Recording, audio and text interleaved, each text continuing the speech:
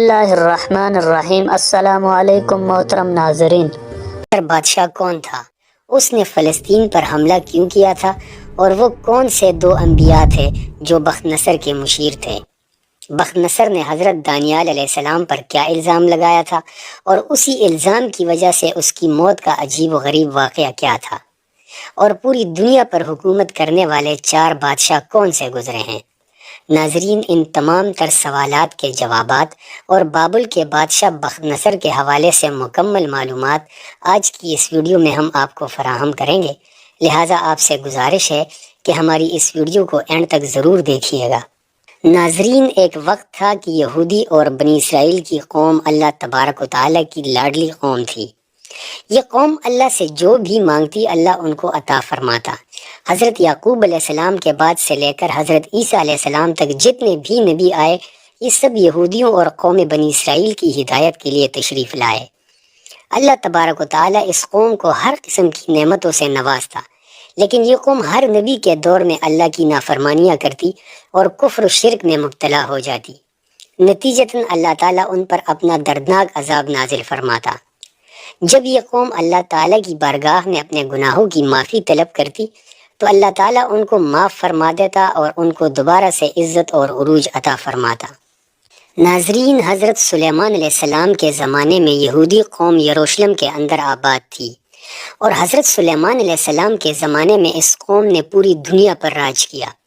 لیکن جب حضرت سلیمان علیہ السلام اس دنیا سے تشریف لے گئے تو ان کے تقریباً 400 سال بعد یہ قوم پھر سے اللہ تبارک و تعالیٰ کی نافرمانیاں کرنے لگی اور کفر و شرک کے اندر مبتلا ہو گئی۔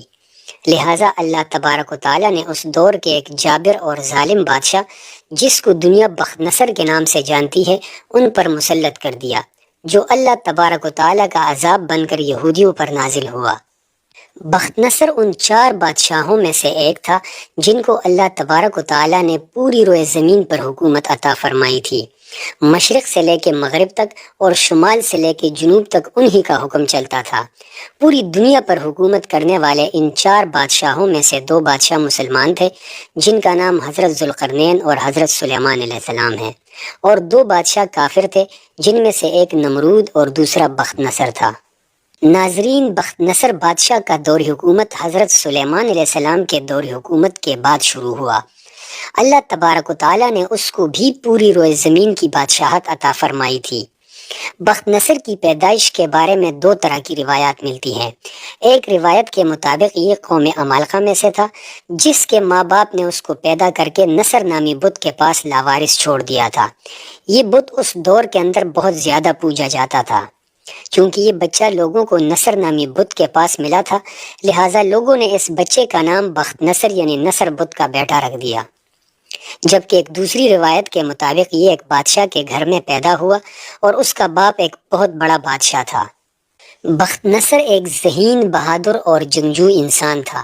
اس نے چھوٹی سی عمر میں اپنے باپ کے کہنے پر مصر کے اندر جنگ چھیڑ دی اور مصر کو فتح کر لیا۔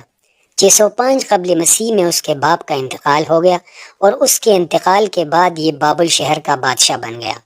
بادشاہ بننے کے بعد بخت نصر نے بہت سارے ممالک پر حملہ کر کے اپنے قبضے میں لے لیا۔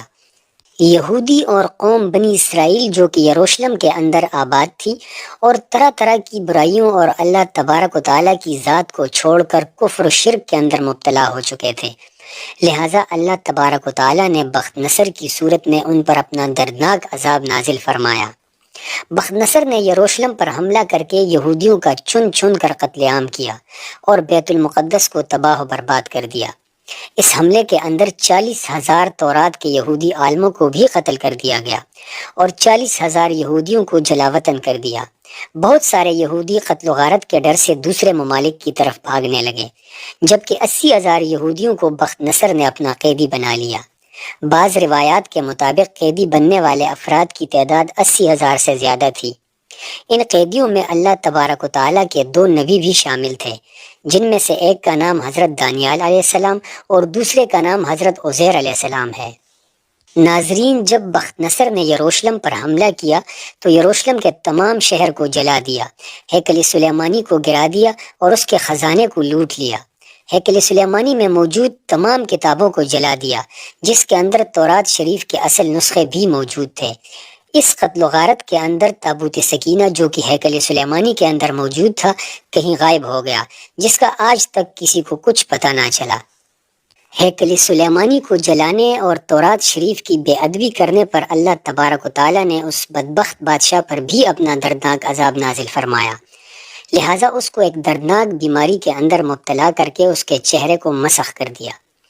روایات میں آتا ہے کہ بخت نصر بادشاہ اللہ تبارک و تعالیٰ کے عذاب کے نتیجے میں انسان سے جانور بن گیا اور جنگلوں میں چلا گیا۔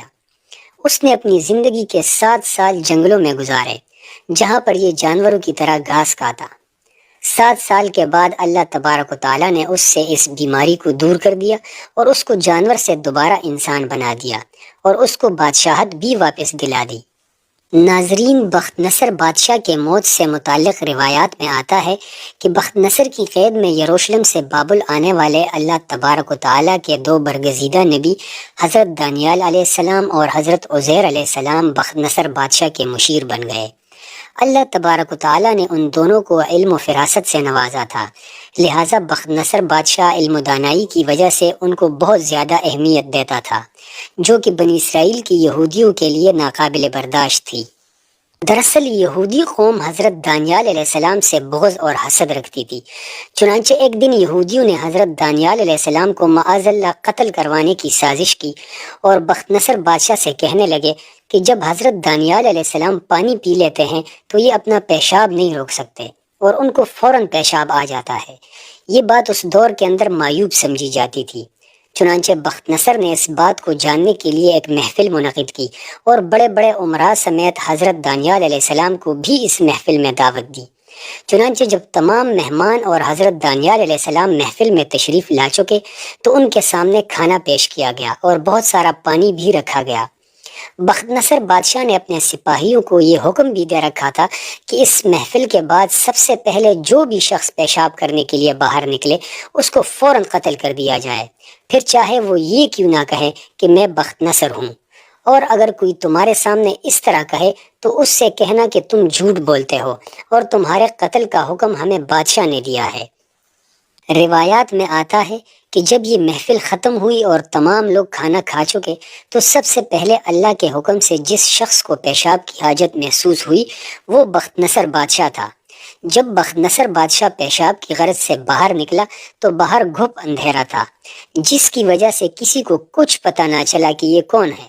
چنانچہ دروازے پہ کھڑا سپاہی اس پر حملہ آور ہوا تو بخت نصر بادشاہ کہنے لگا کہ میں بخت نصر ہوں۔ سپاہی نے جواب دیا کہ تو جھوٹ بولتا ہے اور مجھے میرے بادشاہ نے تجھے قتل کرنے کا حکم دیا ہے۔ یہ کہتے ہی سپاہی نے تلوار سے حملہ کر کے بخت نصر کو وہیں پر ہلاک کر دیا، اور اللہ تبارک و تعالیٰ نے اپنے پیارے نبی حضرت دانیال علیہ السلام کو یہودیوں کی ناپاک سازش سے بچا لیا، اور جو بخت نصر بادشاہ حضرت دانیال علیہ السلام کو قتل کرنا چاہتا تھا وہ خود ہی اپنے سپاہیوں کے ہاتھوں اپنے انجام کو پہنچ گیا۔ اللہ تبارک و تعالیٰ سے دعا ہے کہ اللہ تعالیٰ ہمیں سیدھے راستے پر چلنے کی توفیق عطا فرمائے، آمین۔